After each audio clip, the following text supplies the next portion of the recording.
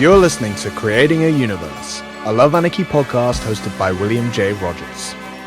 On this show, we follow the journey of creatives, artists, and entrepreneurs who are making a name for themselves in the ever-evolving landscape of today's industry, featuring an insight into both Love Anarchy and the Labaniverse music universe, as well as the individual projects and stories of each of our guests, from the music industry and beyond. So whether you're a budding creative or simply interested in what goes on behind the scenes, this is the podcast for you. Hello and welcome to Creating a Universe. I'm your host, William J. Rogers, and today I am here with the frontwoman of the Blackened Symphonic metal band, ETWAS, Victoria Hove. How's it going, Victoria? I'm fine, thank you. And you? Yes, very good, thank you. It's great to have you here. We're having maybe some technical issues. You mentioned that you're a bit rural in France, so the internet connection could be funky. Yes, the connection is very bad here, and when we have the phone, the TV, and all connected, there is nothing to do. So cool. Well, now you turn the TV off, it seems to be a little smoother. So hopefully it holds out for us. But yeah, thank you so much for joining me. It's really great to have a chance to chat face to face, as we like to say. Just to kick things off, would you be able to give a bit of an overview as to who you are and what you do? So I am the singer and the lyric writer of the symphonic metal band, as you said before, called ETWAS. So it's pronounced ETWAS because it is the German name for something, and it was a perfect name found by our guitarist some years ago, and we kept the name because it's easy to remind. It's short, and I don't know what I have to add. I sang for a few years. I don't know how many, maybe since 2016. Something like that. I took some singing lesson in opera, and for few months, but I didn't have the chance to continue because she went to some tour in Europe. I don't know if you know this band. I am taking singing lesson for growl and scream voices with the singer of the French melodic death metal, who is signed in under Napalm Records, and it's called affectionate. Oh wow, cool. So I'm taking some singing lesson with her for now.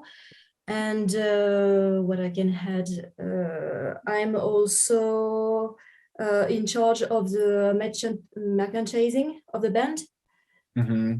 That's cool. Yes, I create some key chains and some nice crochet plushes with baphomet, which is nice. on our album cover, and yeah, for now, I think it's me. Wonderful. That's wonderful. So would you say that you have a big part to play in the visual direction of the band?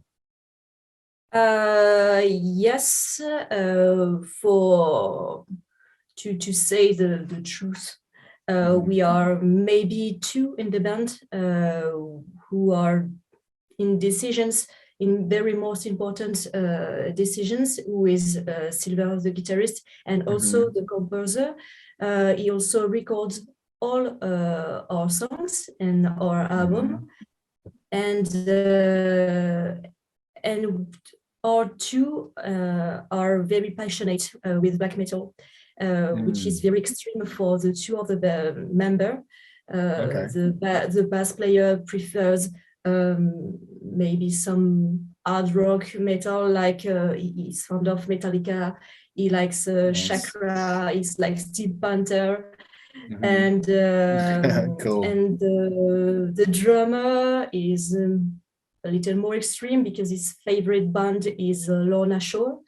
And but them two are not really fond of black metal, and with Silver we really like this style. And we released some years ago, like 3 years ago if I remember well, our first EP, which is very classical symphonic metal. And we wanted something more extreme and something that more respects our personal tastes. And yes, we took this direction because we wanted to follow the line of Dimmu Borgir or Cradle of Filth, this kind of bands that we grew up with. That's wonderful. You just managed to answer what was going to be my next question, which was especially like for people that haven't heard you guys, like how you would describe your sound, and especially like influences and things help. So I think that you've kind of got it on there. I obviously introduced you as Blackened Symphonic metal. It's a really cool sound that you've got. I think that can maybe give people an idea, but you are obviously leading it mostly with a lyrical soprano vocal, which is, you know, obviously absolutely wonderful. You also incorporated some growls and things. Are you doing those yourself? Yes. Yeah, that's amazing. It's a very evil sounding growl. So you are Beauty and the Beast in one. So that's very cool. So you mentioned the Baphomet as well. So you have these very like occult, dark, Gothic kind of themes. So I think that gives an idea. But like, how in a bit more depth, perhaps, would you describe your sound and the formation of that sound, and your biggest influences and how that comes together? So we were told many times that if Epica and Cradle of Filth had a child, it would nice. be. That's so cool, because that's what I thought. Yeah. That is the image that people have in mind. And yes, maybe it's the marriage between these two guys, but they are different, but in the same time they are quite similar, because there is maybe the guitar riffs, the big orchestration, and it is so powerful and at the same time brutal and sweet. It is a marriage between different feelings and different kind of music. And as we liked different styles, we wanted to put them together. And maybe because it was too difficult to choose between one and one, so we wanted to create something that looked like us. And yes, because I don't know, because for the EP, yes, we were maybe more shy because we wanted to follow the path of symphonic metal, like as I said, Epica, Nightwish, Within Temptation, all the band that we used to listen when we were younger. And when we grew up, we discovered some more extreme styles. And I liked really Cradle of Filth in my childhood and my teenage years. So I wanted to put these influences in the first maybe metal style I discovered with Epica. I couldn't choose between these two, so yes, we took it together. And Silver, he really likes occult things, occult art. He's really fond of it. He documents a lot about it, and me too. So we really found each other in music, and it's perfect to express ourselves in this kind of music. Even people think maybe, and sometimes, that we are satanic, and it's not at all. Sure, yeah. We are not here to convert people to what we think or what we want to express. in our lyrics.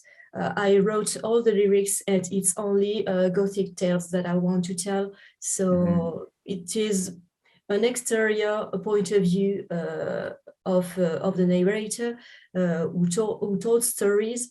So I don't know how people can think that, because maybe it is metal. There are some figures in the artwork. There is this kind of baphomet in the dark touched. So yes, it is easy to think these kind of things, but it is not.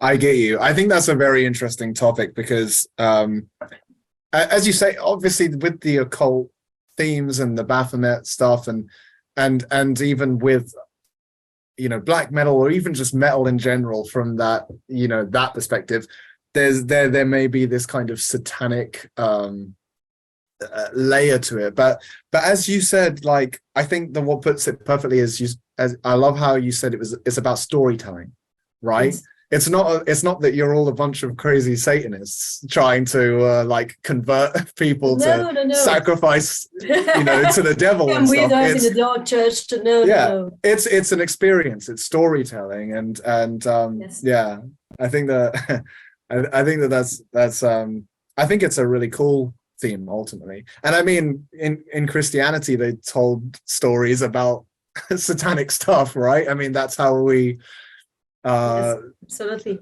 know what it is in the first place. So, but what do you think it is that drew you so much to these themes? And obviously, if you're writing lyrics and stuff as well, like you could like that style and these themes, they resonate with you a lot, I suppose. I'm sorry, I didn't understand your question. I mean, what drew you to these kind of themes, like the dark, occult kind of stuff? What about it resonates with you personally? Personally, I always felt different. That my I know it's usual maybe to hear these kind of things, but aside from my teenage mates in high school, maybe I was one of the only Gothics, because I recognize myself in this style, by the clothes, by the music, by the movies, literature. I like the French poet Charles Baudelaire, which is mentioned in our intro of Enoch and Kiss, because it is the poem called Les Litanies de Satan, so the litanies of Satan, because it's a wonderful poem, and I wanted to introduce our album with this with the poem. Whispering, right? Yes. And it's super spooky, man. I love that as an intro. We wanted something dark and gloomy and spooky, and I think we succeeded. And I liked Frankenstein. I liked Dracula. I always like this kind of characters. I like Gothic stories. In music, when I was in high school, I made my friends discover what I used to listen to, because they all were listen to Britney Spears, to Madonna.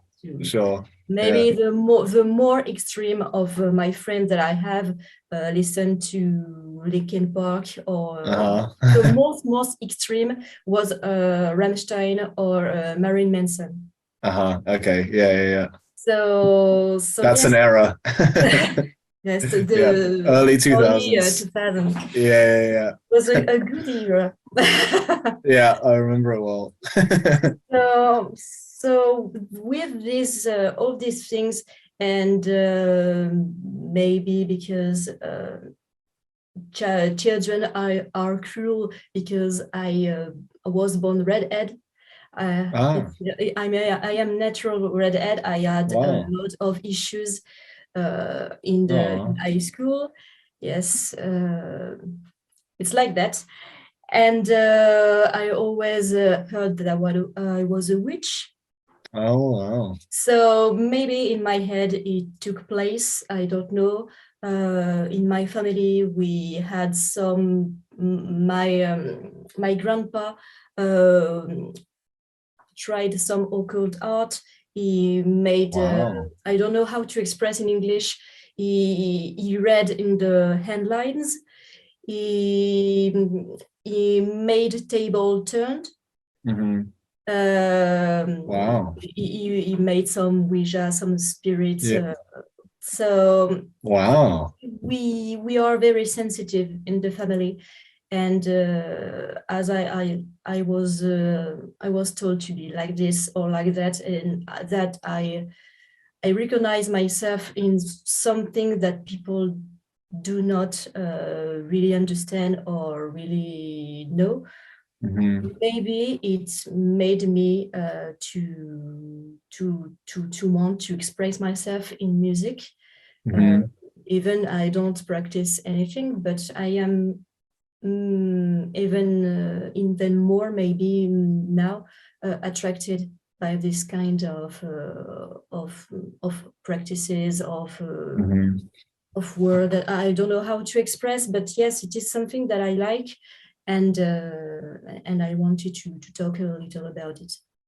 Wow, that's so cool. That's really fascinating to me, and it's really cool to get that context about, you know, obviously it's always sad when you're kind of like a bit sort of bullied and you stick out a little bit, but I think as well that's very common, I would say, for a lot of us artists even, and especially in like metal music and things like that. A lot of us have come from a similar kind of place, or especially the people that are listening to this as well. So it's always really great to hear those stories, even if, you know, there's you know, they can be a bit tender, but the fact that you were kind of like, she's a witch type of vibe, and Yes. then like your grandfather is practicing this occult stuff as well, that's I mean, it's very interesting, very cool stuff. Yes, so I heard it as I was really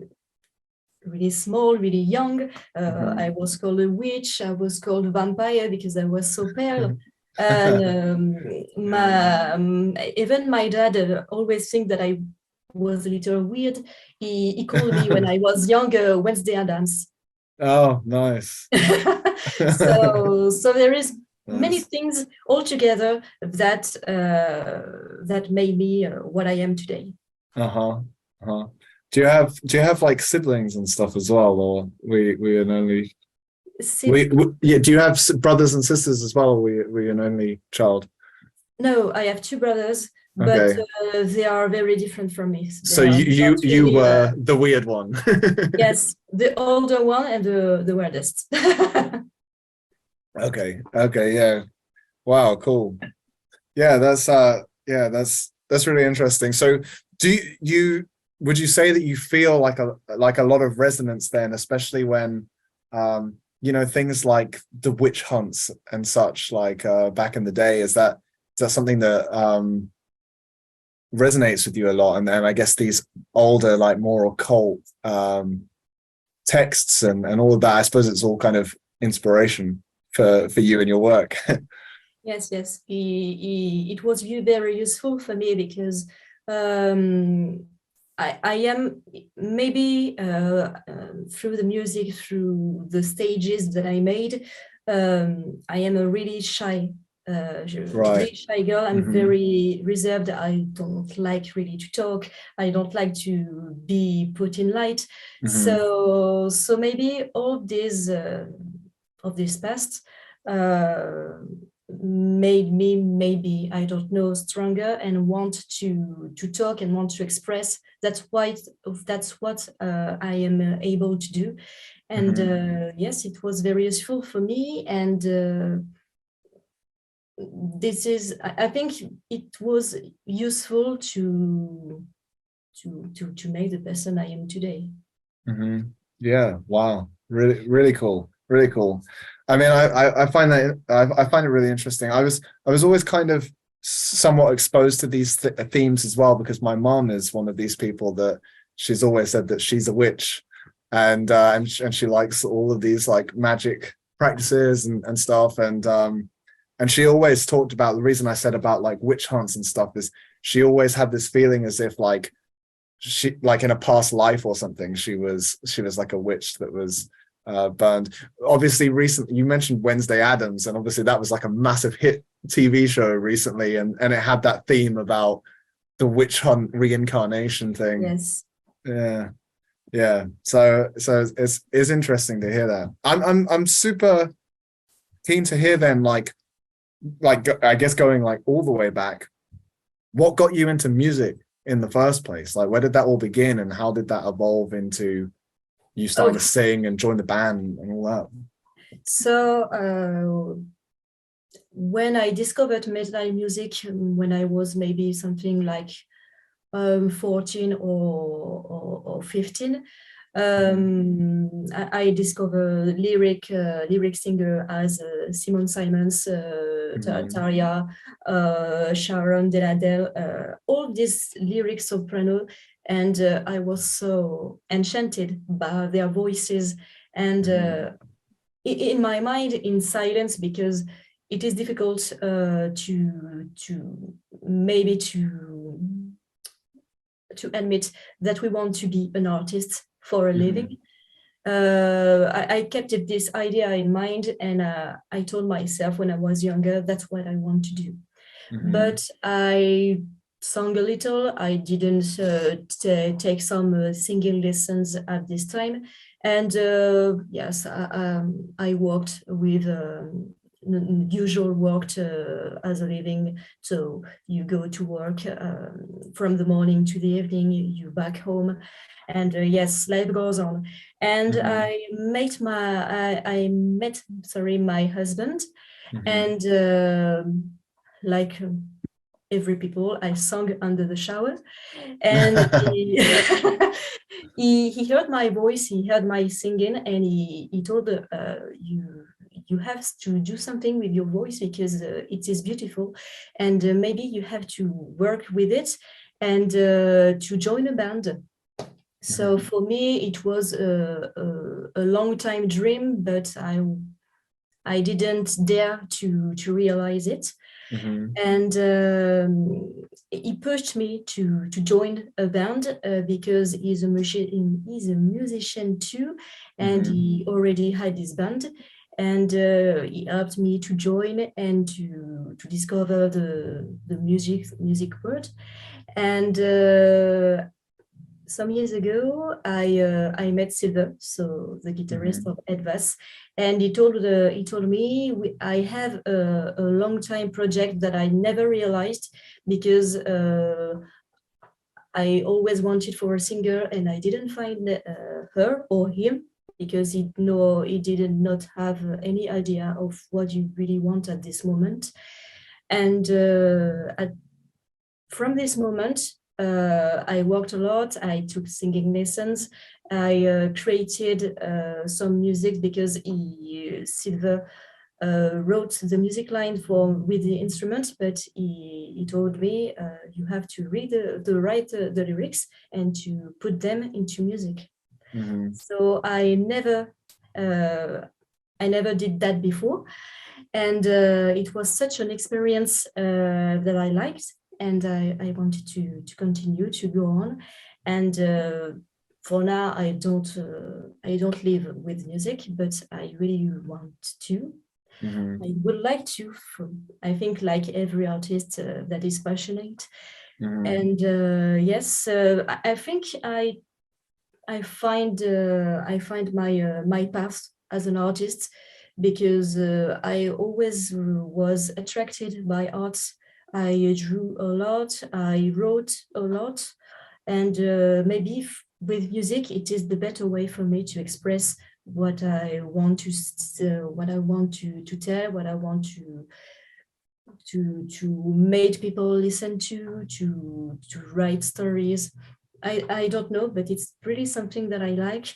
and the studio and the composition moments are really it's magical for me, because you have nothing and you create something that people all around the world, will listen to and maybe will like. So yes, it is something that I like, and I will go on, and I don't think I will stop for now. That's wonderful. Wonderful. Yeah, I mean, once you've found your thing, I mean, that's really great. So am I right in thinking then, did you say that you were initially in another band before ETWAS? Is that ETWAS? Sorry. Is that right? No, I wasn't, but my husband has another band at this moment. And so he wanted me to join a band, but not. Oh, so he was in a particular. band. Right, he was in another band and then encouraging you. But am I right in thinking that he's in ETWAS now, right? Yes, he's the bass player. The bass player, right? Okay, I thought so. That's really cool. So yeah, it's got to be good that you guys can work together in the band as well. Yes, it is, because maybe at the beginning of ETWAS, I was really shy and I didn't know anything about music. I didn't know anything about musicians, about their states of mind, about how they wanted to do, how they want to express. It was a really unknown world for me. So as he had this band for maybe several years, maybe 15, because he began when he was a teen. He proposed me to be the bass player in the band, and he told me, in this way, you won't be alone in this adventure. And maybe it was the easiest way for me to get into music and to stay in. Oh, that's great. That's so is he still working with other bands at all, or no? Yes and no, because he is in another band with Silver. Also, yes, it is another band in a metalcore band. Okay. It is not active in this moment because they are in compositions. I see. And yes, he has so these two members have two bands. And it is a completely different style, but yes, for now they are more in ETWAS, because we have shows to prepare, we have rehearsals, we are in compositions. So for now they are more with ETWAS, but some years ago they really worked with the other bands. Okay, yeah, that's cool. That's interesting. So when roughly was that then that ETWAS started? 2016, 2017. Okay, cool. You've been working on it for a little while. Yeah. And you mentioned about some of the singing training and stuff that you were doing. Yes. You said some lyrical opera singing. Yes. And now you're doing like full singing with the growls as well. So did you like get into the band and start ETWAS and then start thinking, okay, I need to work on my voice more? That's yes. Yeah, okay. So how the first place you went to then was to get lyrical training in opera? Like, how did that come about, and what made you go for that? I suppose the symphonic metal singer influence. How was that as an experience? Maybe because it is maybe a cliche, because the women in metal that I heard were lyrical sopranos. And to begin for, and when I didn't have any experience, I copied, and I heard a voice, and I tried to reproduce this kind of voice with singing lessons until I found my own way. So so yes, I took lyrical lessons for a few years, maybe 2 years. Few years. 1 hour per week. and with a professional opera singer, which was very talented, and I love to take a lesson with her. And unfortunately, I moved on. I changed my work, my job, and I didn't find here in my new town any professional that can teach me what I want to do. So for now, I work on my own. I trade with video on the internet, with opera that I can listen to on symphonic metal, on Epica, on Nightwish. I train myself on this kind of band because I think this kind of voices are very similar to me. So it is maybe easier for me to copy this kind of voice and to entertain on it, to be as the closest as I want to be to their voices. So maybe if I find someone that can teach me more in this town, I will. But it is very difficult in France to find a singing lesson. And you prefer to do it in person rather than online? Yes. What is it about that? Like, you feel, oh, maybe the internet connection is too unreliable. Do you feel like you wouldn't be able to do it online like this? Like, it has to be in the room. Online, yes.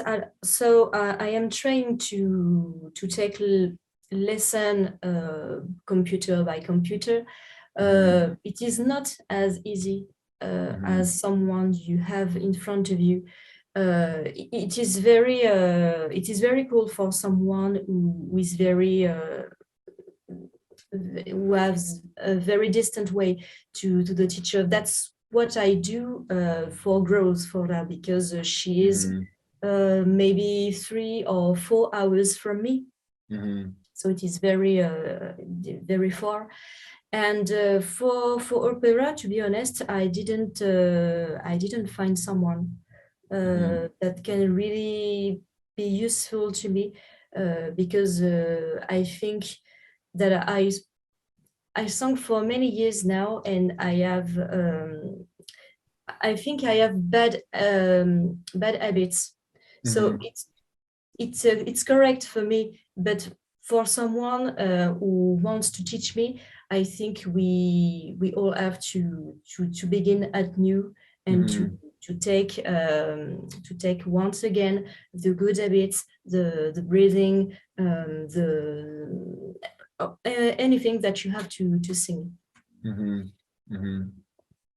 So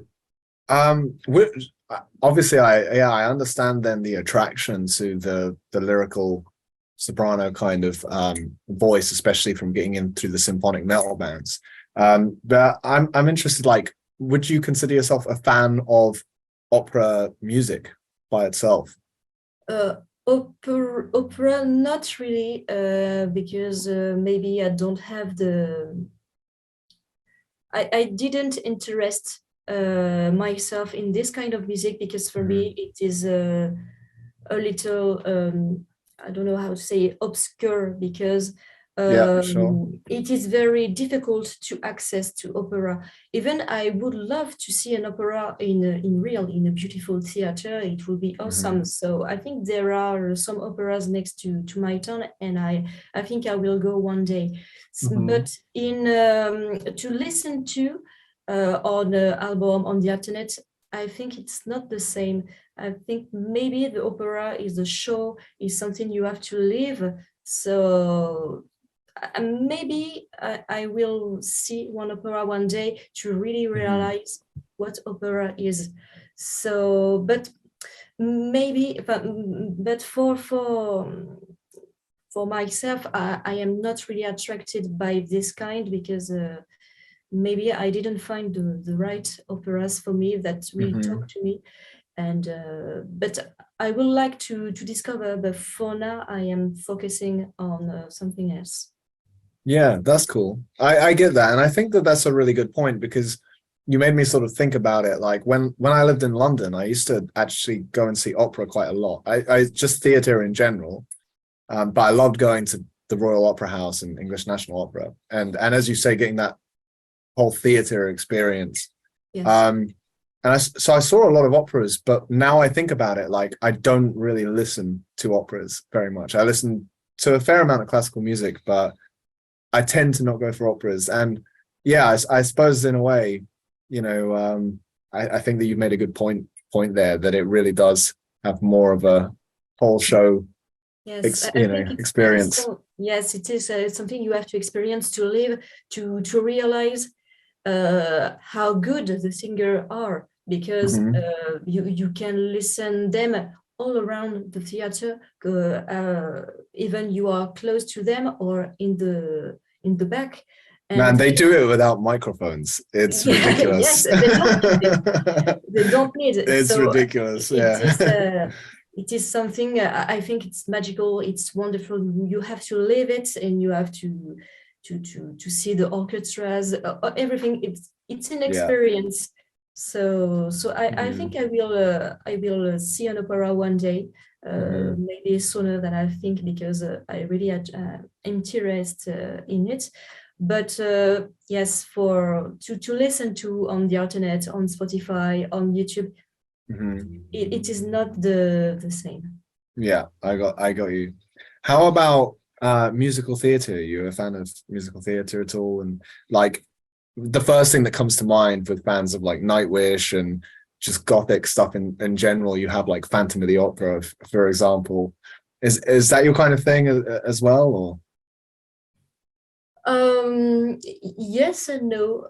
It is very interesting to be an influence, to be to create an atmosphere in some tracks, or some maybe singing lines, but to be, I don't know how to say it, to put only this this kind of thing in a whole album, in a whole atmosphere for a band for long, maybe it's too much. So yes, I try to, because some Gothic writer that I read, or some Gothic movies that I saw, sometimes were in theater or in opera. So yes, it is an influence, but it's not the only one. Yeah, I see. So I mean, you're really coming from being into metal music and stuff. I suppose that's really what got you into music, and especially it's a mix of the symphonic metal bands and the black metal bands, right? Like primarily.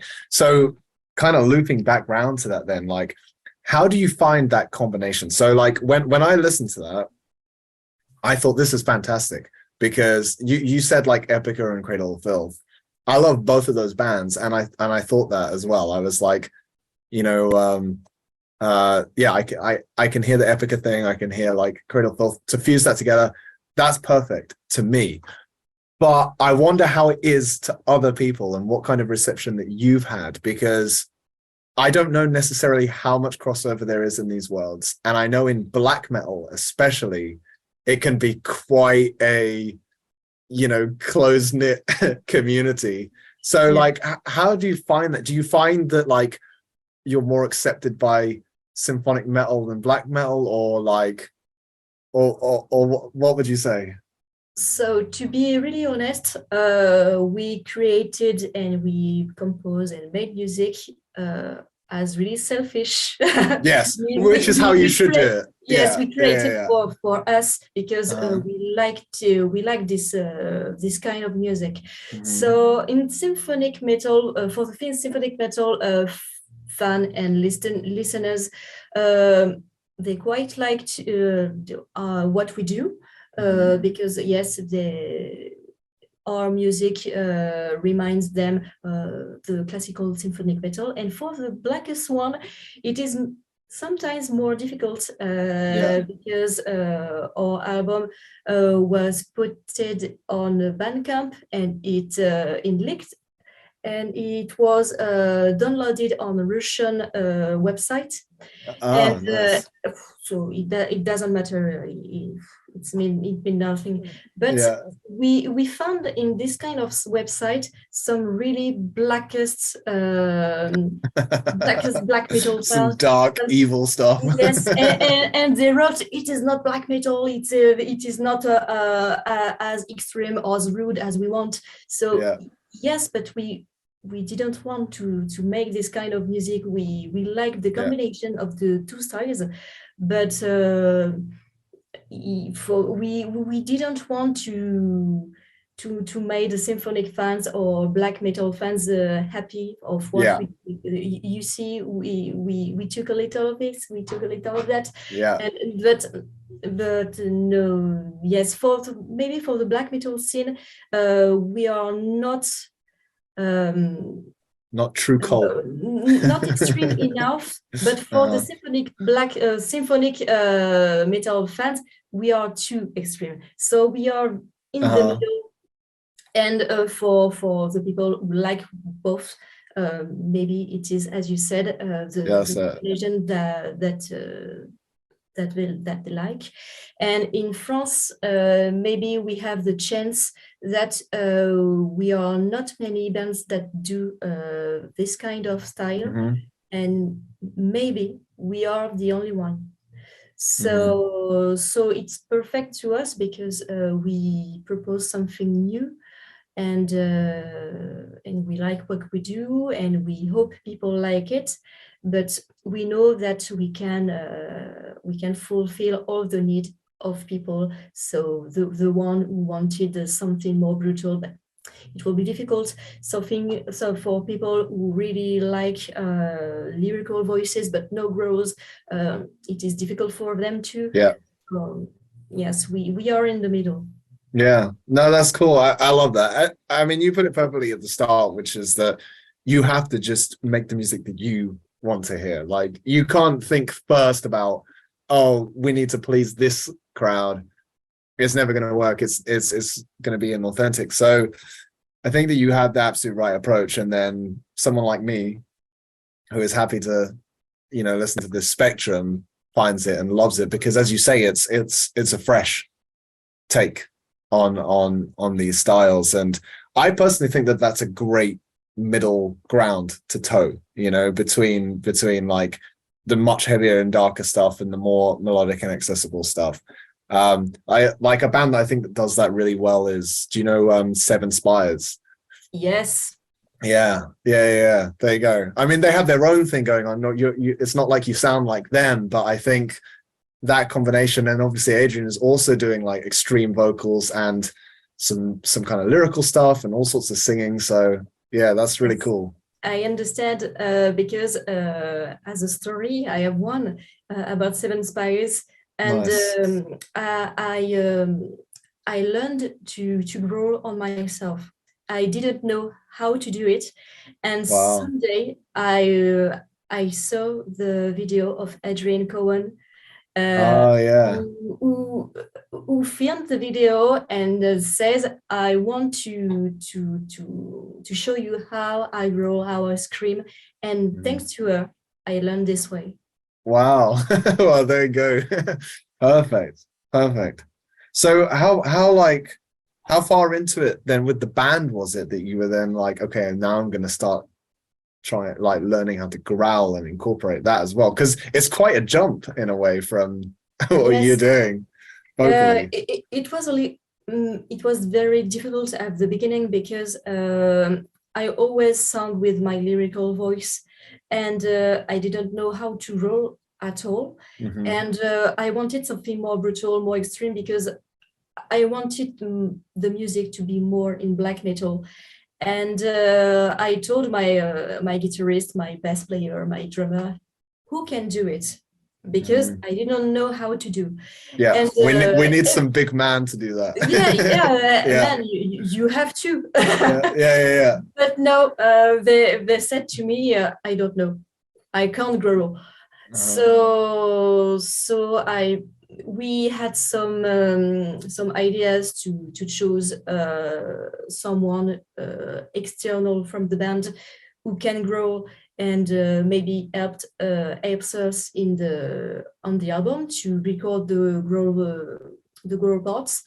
And we found it was a pity to add someone only for this kind of voice.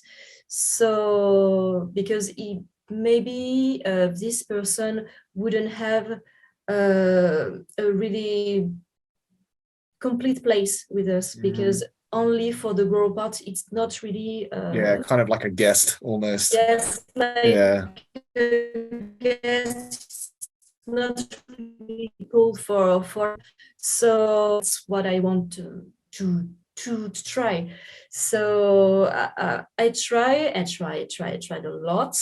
And one day I discovered this video, and it was very difficult at the beginning. I cut it a lot. My throat was really, I don't know, painful, and it was horrible for me. And one day I understood I had to do it, and I trained a lot, and that's the result on the album. So it's not perfect, wow, but it is the best that I could do at this moment. And people who like this or our music told us it is good to have growls, but maybe in the next album you could add a little more. So, okay, So cool. we are in composition for now, for the music, for the tracks, and to write the lyrics. And I think maybe I will do more growls to really stay in this kind of music and not put a little here, a little at this place, and maybe to find I don't know if this word exists in English, equilibrium between the two voices. Yeah, equilibrium. Yeah, perfect. Yeah. I love that. Yeah, I've got you. I mean, I think that you did a fantastic job on the growls on the record. Like, I really love how they sound. As I said, like it's almost hard to believe that you were doing both of these voices, because your growl is quite low and it's and really evil sounding. Yes, total opposite to your singing. People are surprised that this kind of voice, because they look at me and they told me, you are too cute, you are too shy. How can you do this kind of voice? And my workmate presented to my boss what I do. And my boss listened to the album and saw the video, and he was, whoa, you are not the one with the low voice. Yes, it's me. No, you're not. It's me. So people nice. Afterwards, he was like, okay, better not mess with her. Yes. She has a dark side. For nights. Okay. Wow. Yeah, because I think that there was maybe some more growls towards the end of the album, if I'm right in thinking that. At least that's how I perceived it when I was listening through. And yeah, it was really cool to hear. Like, obviously I love your singing voice, definitely. I mean, that's clearly like sort of a main feature. But I can understand why people would be like more growls, because it goes really naturally with the music, because the music is really dark and heavy sometimes. So yes, it is satisfying to get that, well, as you put it, equilibrium. I love that. Yeah. Wow. Nice. So do you feel like you're getting more comfortable then now with growling, and I guess you're training as well, like regularly? Yes. So yes, it's easier for me because I am more used to, but I always have to work, because it is something that asks a lot of breath, a lot of power, and you have to be really your throat and your lungs and everything in you has to be warm. And if you're not, you can enjoy yourself. And when you enjoy your voice with this kind of growl, it is difficult to sing after, because your voice is it's not broken because you have to do what is good for you. But if you are recording maybe some lyric parts or some singing parts for the album, if you enjoy yourself by making growls, you cannot record for the rest of the day. Yeah. So I try to be really to I don't know how to say, to be Like safe to about take care, you know? Yeah. to take care of my my training when I record, when I entertain myself. So it is easier, but I have to be careful about it. And how do you feel about doing it live? Because I mean, I've recorded some growls here or there, like in the studio, and I'm comfortable with that, but I would never want to do it live. You've got to switch back and forth. You're like sing, and then growl, and then sing. Like, yes, so on the record, it is not, because it is easier to take a part and to take other part. But on the stage, you have to switch between these two voices. Yeah, there's no hiding. Yeah. And even I didn't know how to growl some months ago. For me, it's easier, even it's not really easy. And last month, the 7th of April, I had a show in the south of France. It is about 1 hour from home, and we opened the stage for Vision of Atlantis. And cool. Autumn Pride. Yes, it was a very first show, so it was very stressful. Oh, it was the first one. Wow. Yes. Wow, that's a great first show, though. Yes, Visions of Atlantis. Yeah, amazing. We met someone who gave us a chance to work with two amazing bands. And as a first show, I was very stressful. I was scared, and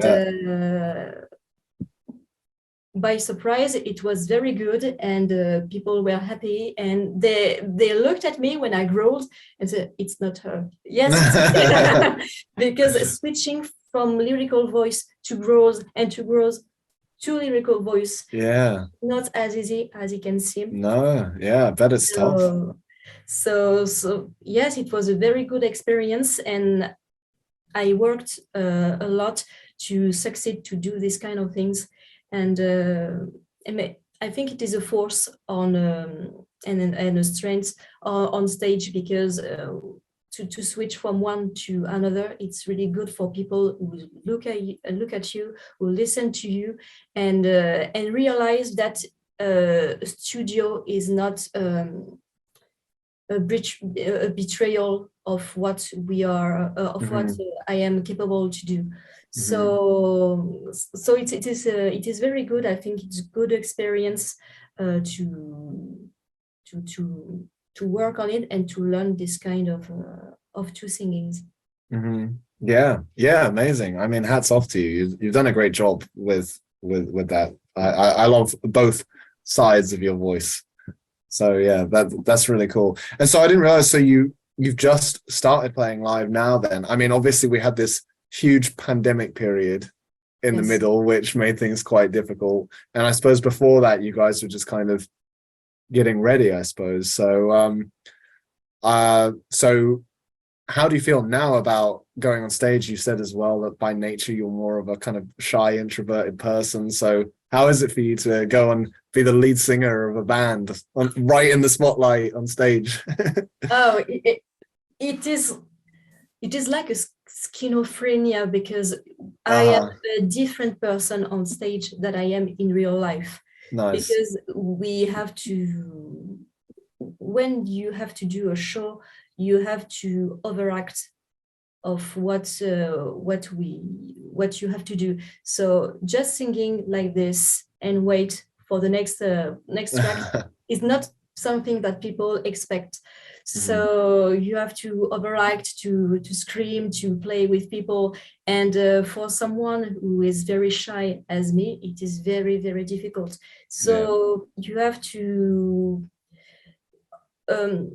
to stop thinking and to tell yourself, go on. You have to go. You are through in the water. You have to swim. You have no choice. So thrown in the deep end. So or you swim or you dive. So it is really, really difficult. But when you see that people are really happy to see what you do, are very impressed, are very, I don't know, they are communicative, it is a chance to you to go on and to see, okay, it's okay, people are happy, so I have to go on. And you give us what they want to receive. So it is an exchange of maybe energies, because they are happy, so they make you happy. So as you are happy, you make them happy, and it is an exchange. It is a really, really great experience. And when the show last month was over, I didn't realize what happened, because you are such in a different universe. Yeah, in the zone. You are. It is really different than your everyday life. So you are surrounded by people you don't know, who are happy to see you. What's happening? So yes, it is a really, really good experience, and I think we all with ETWAS, we will continue, and we will try to make another shows, and as long as we can do it, as the pandemic doesn't come back, we hope so. And yes, so as it was the very first show, the pandemic is over for maybe a long time right now, but it was maybe a rebirth when we could go outside. When it was over, I had the chance to see Nightwish 2 years ago, I think. Nice. And with the pandemic, it was canceled 3 times. So at this moment, you are able to go outside, and you can live really for a new life.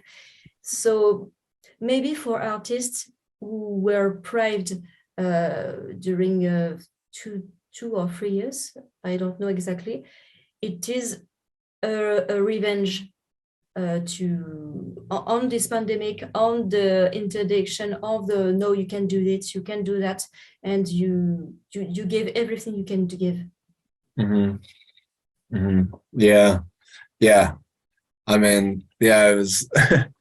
It's as you say, it was a crazy experience, but it's good to see how things come back with such energy and momentum. And I'm so happy to hear that you had like such a positive experience with it. As you say, you get thrown in the deep end and you can sink or swim. And so the fact that you were able to swim, and I even saw some footage from the show that I managed to get you to send me, and I didn't realize that was actually your first show, because like you guys seem, I said to you then, like you seem really tight. So that's really cool. I suppose you've been preparing for a long time. Yes, a lot of rehearsals, and we don't have only rehearsals. So I think we all work on music every day. Right. As we come back from our jobs, we work on music. We worked on what we have to say to people between 2 tracks. So it is a lot of time to work, but it was very useful because the show was very incredible for us. Amazing. And I did just want to rewind back just for a moment to understand something, because you've mentioned about an EP that you guys had, and yes. I don't think that's not on Spotify, right? No, it is not. Yeah, I don't. So I haven't heard it. I only heard the album. It is on YouTube. Is it? Okay. You can find the whole EP on YouTube. It is about 26 minutes. Okay. And you can listen to it for free. And I think you will be surprised because it is really not what we did for Enoch Keys. It is very different. Mm-hmm. So Anarchy Keys just came out in 2022. Well, came out relatively recently, last year. So when did the first EP come out? August 2020. Okay, a couple of years before. Yes. But so from what I gather, like from what you've said, that had more of a traditional symphonic metal kind of sound to it. Yes. Mm-hmm. Because the compositions were older, and they were very influenced by what we made in symphonic metal in the early 2000s. Mm-hmm. So it is not as modern as Enoch Keys, but for the nostalgic people, it is okay. So yeah. But we are very proud of this EP because it was our very first work together. Yeah. We made a long time composing, recording, to write the lyrics, to put into music. It was our very first experience together, and we released in 2020. And at this moment, the pandemic was there. Yeah. So we didn't have the chance to perform this EP. But maybe one day at the show we will put some of these tracks.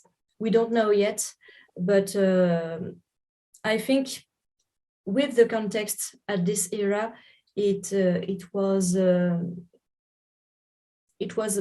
maybe passed under silence. People didn't hear about it because at this moment people were thinking of anything else than music. Mm-hmm. For sure, yeah, a difficult time. But is it deliberate that you don't have it like officially released on Spotify then? It is not really an intention because we create a Spotify account when we release some months before the release of Enoch Keys, and as the EP was already on YouTube, we told ourselves, oh, it's okay, it's not useful to put on YouTube and on Spotify. So YouTube is okay. So it is already on it. And on the contrary, Enoch Keys, we really want to make people talk about this, and we will put it on Spotify. So maybe I am wrong, but I think that people more listen to music and discover new music on Spotify than on YouTube.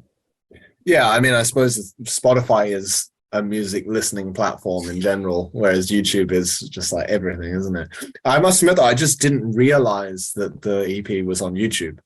Otherwise I would have already listened to it. I'm gonna go and seek it out now, but I just saw that, like, when I find you guys on Spotify, then there was just the album there. So yeah, people can go hunt down the EP then if they're interested in listening to that. I certainly am, but I guess there's no growls and things like that at this stage. No, it was my very first experience as a singer. So I tried my best, but I think it is better on Enoch Keys because I had some more experience, more will to do good and to do well. And yes, it is. I think the EP is more shy than Enoch Keys because in Enoch Keys we gave everything that we can give, and it is not that Behind the Veil is bad, not at all, but it's really different. So if you prefer classical symphonic metal, not as dark as Enoch Keys, you would prefer Behind the Veil. If you like some black metal touches, growls or occult atmosphere and ambient, you would rather like Enochian keys. Mm-hmm.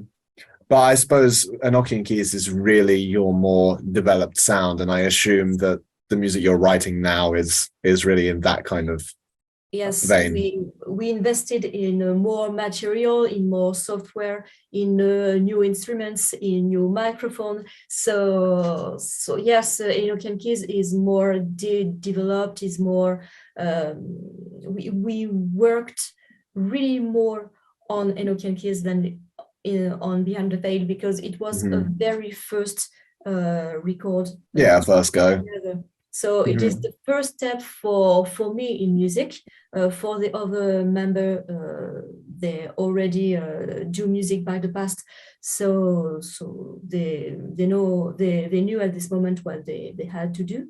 But for me, it was very new. So. So yes, it is more shy because I was younger. It is my very step in music, so it was quite difficult for me. For the album that we released last year, it was much easier. So you mentioned there about the equipment and stuff, and I was noticing the microphones behind you as well. Yes. So are you guys like self-producing your music? Yes. What's the production process like?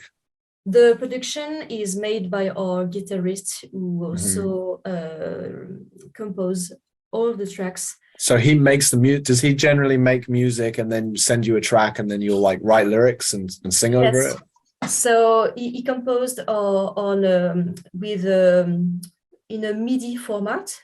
So we have the partition, we have the tablature, and after all the members told him it's okay, we like this track, or maybe you have to change this or change that, he put it in his software, who imagine all the instruments, the orchestrations, and as the orchestrations and the tracks is finished, as the voice is not on the tracks, it is not finished because we have to do some adjustment.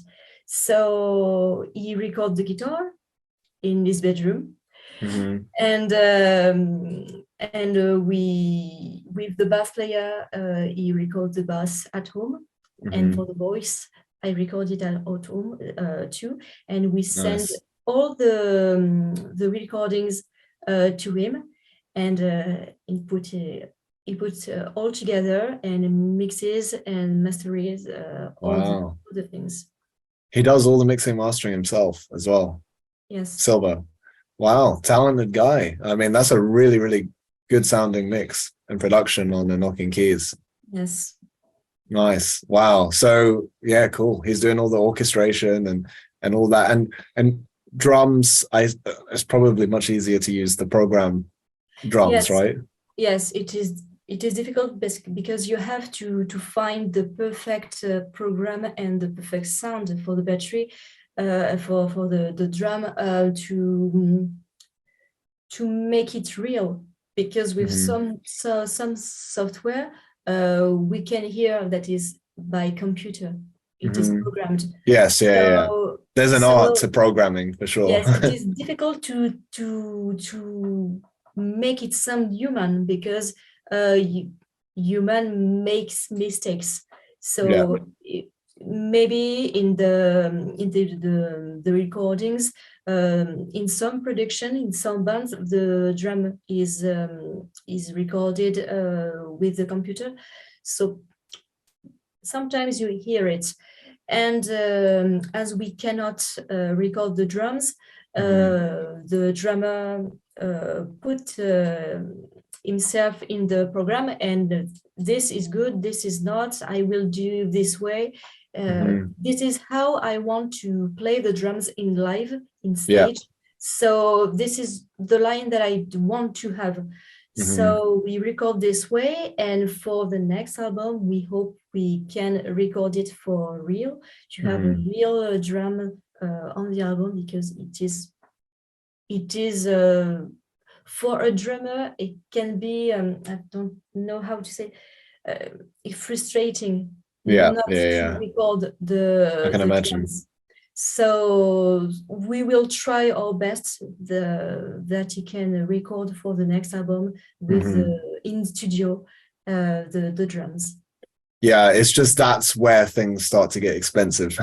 Like when you're doing things on a budget and everyone's so resourceful and can record at home, it's great.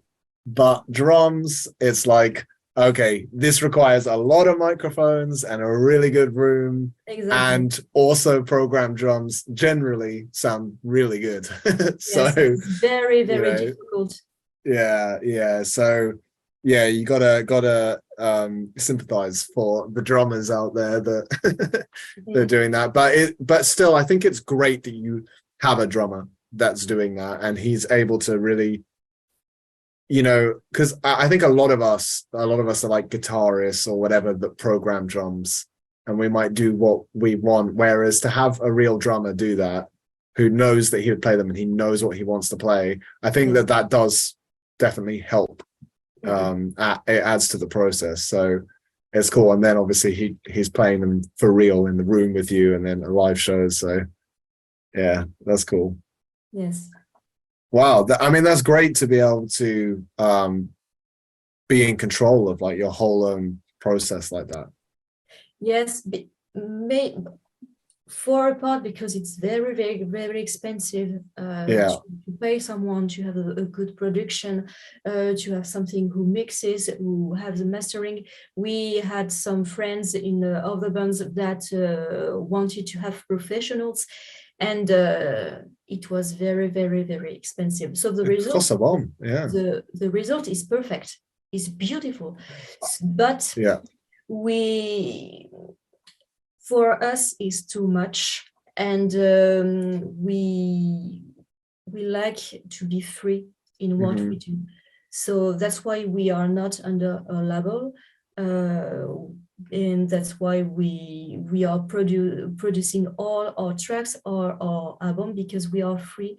We don't have any duties to someone, and we don't have to explain we are free. We do what we want to do. So if we want to record later or right now, if we want this sound instead of this one, it's easier for us because we all work all four, and it's easier to speak between musicians than with someone who is not necessarily a musician, but a professional who will have a point of view different than ours. So for now, it's perfect for us. Maybe one day we will change our mind, but for now it is okay. Yeah. I mean, you guys clearly have the necessary talent and resources to pull it off, so why not? I think that in some cases it's good to have another person come in that has their own opinion, especially if it's like you need, like a younger band maybe needs help maturing. But I think the fact that you guys have been developing this project for a long time, I think that you guys know what you want. And I must admit, I thought that you guys were probably recording yourselves, but I thought that you would maybe say that you send it off to another mixer or something, because the mixing is really good. Like, I listened to this record and I thought the production sounded fantastic. So if you have a guy in the band that can mix that well, then why go anywhere else? So yes, I think he is really talented. So not because he is in the band, but he had his home studio. He recorded some other bands of the next to his town. So musician came into his house to record and to mix and to make an album. So for us, it is really a chance that we can do all together and by ourselves. So, and I'm glad that you like the sound, because we only do with what we have. So it's really a good point for us. Good. Yeah. The home recording revolution. Yeah, it's really cool. I mean, I suppose if the production came out bad, then at least you could be more black metal. We don't like this kind of sound. Yeah.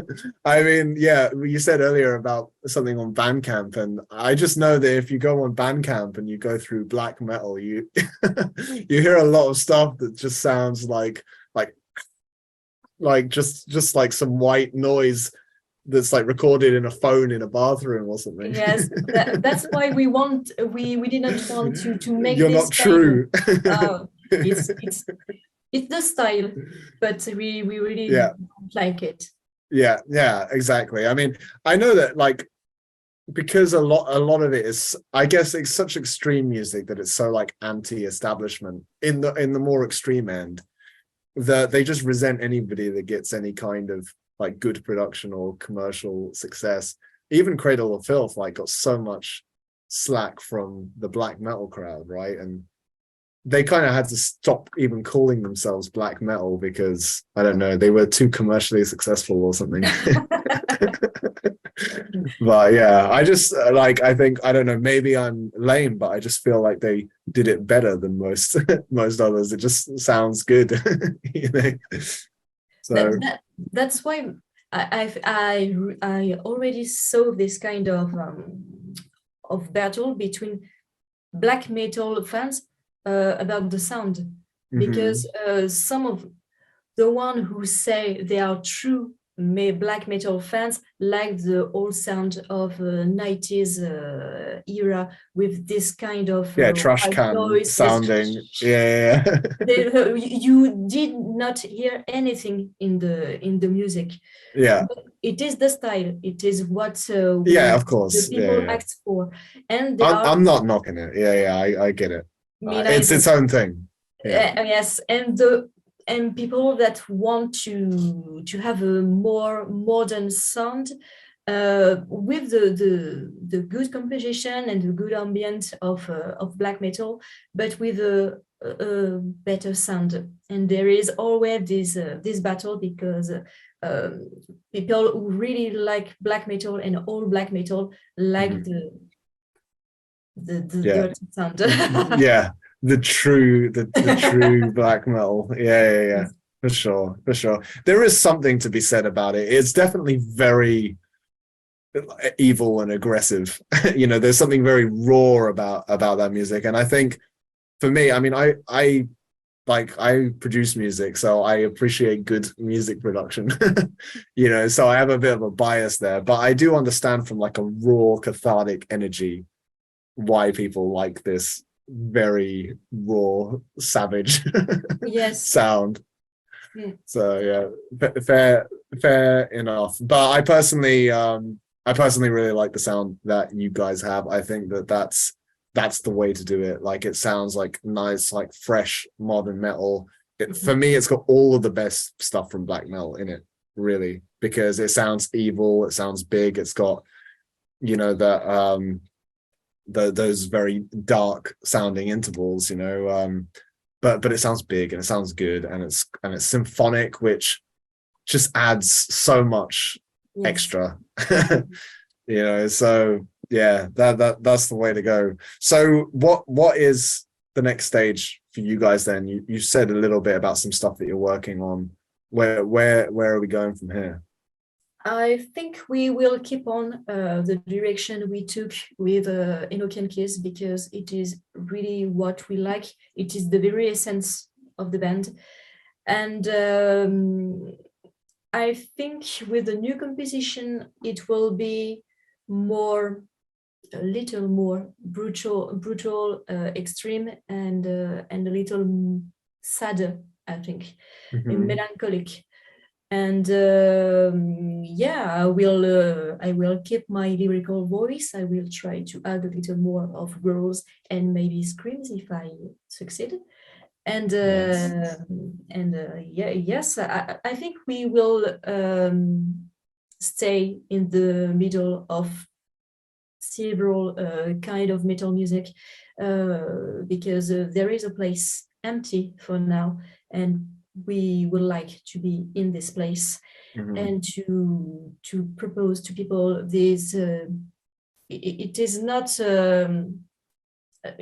too proud to say it, but it is a unique sound and unique kind of music that propose to people, and yeah, I think it will be the following of Enoch and Keys.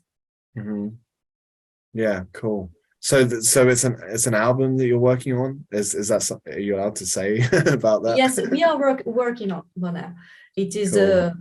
far from being finished, but we are working in, and we will like to really make it beautiful, make it the perfect for us before really talking about it and release it. Okay. And live shows as well. You mentioned that you've got some more. You're Yes. playing with Phoebus the Night as well soon, is that Yes, right? in 2 weeks. 2 weeks, yeah. Oh man, I'd love to be there in the south of France, seeing you guys together. I mean, they're a fantastic band as well. Yes, they are very nice, and it was we met them by chance because we have rehearsal in the same studio, and we didn't know about this band, and the guy who owned this place told ourselves, oh, there is a band that really look like you.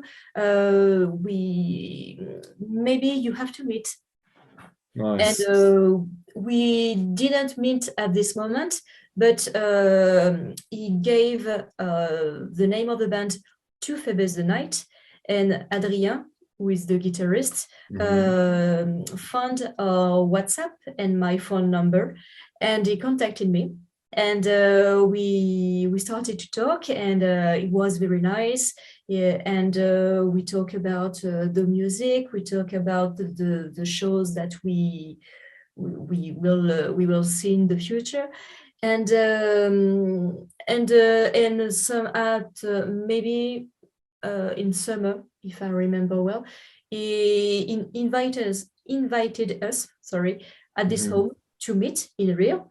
And it was very, very cool because we discover each other. Everyone can talk about our passion or music. It was very, very cool. So from this moment, we talked about sharing the stage together, and it will be realized in 2 weeks with another band, with an orchestral death metal. Whose name is Exanimis. Okay. I need to check if I'm following them. If I'm not, then I will. Yes, Exanimis. It's very brutal, but at the same time, it's very orchestral. You have a lot of violin, amazing, a lot of copper instruments. So it's a really, really good band. And so in 2 weeks, with these two amazing bands. And at the beginning of June, we are in Paris with 2 other bands to another show, and we will try to. I don't know if we can do a show once a month, but we will try to make as many shows as we can do because we are ready to perform and to play. So and as the show with Vision at Atlantis was as great as we expected to, even more. We really want to make it again. Sorry. Yeah, that's okay. Yeah.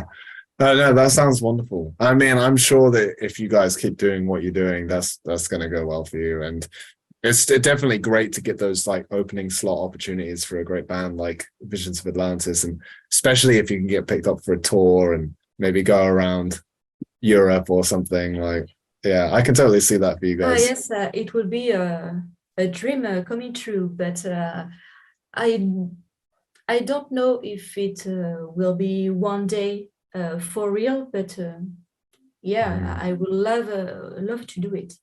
Yeah. Oh, you guys are more than good enough, and it seems like you're well prepared, and I think you've got the right mentality. Just keep doing what you're doing, one foot in front of the other, and I'm sure things will go well for you guys. Thank you.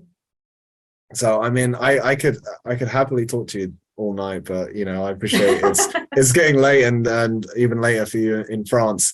So before we wrap up, is there anything else that you'd like to get in there or chat about? Or? No, I think there are many questions that you ask that were very interesting. So I really don't know what you had. Cool. Okay. Well, I mean, I normally do a bit anyway at the end where people can like get your links and go and follow you and listen to you and all of those things. So obviously we encourage people to do that. But otherwise, thank you so much for your time, Victoria. It's been such a pleasure speaking to you, and I can't wait to chat with you more and keep following all the awesome stuff you're doing. Thank you. Thank you for listening to this episode of Creating a Universe. A special thank you to Victoria for joining me. I really enjoyed our chat. Be sure to check out ETWAS at linktr.ee/ETWAS metal. Links will be in the show notes. That's all for this one. Until next time, take care.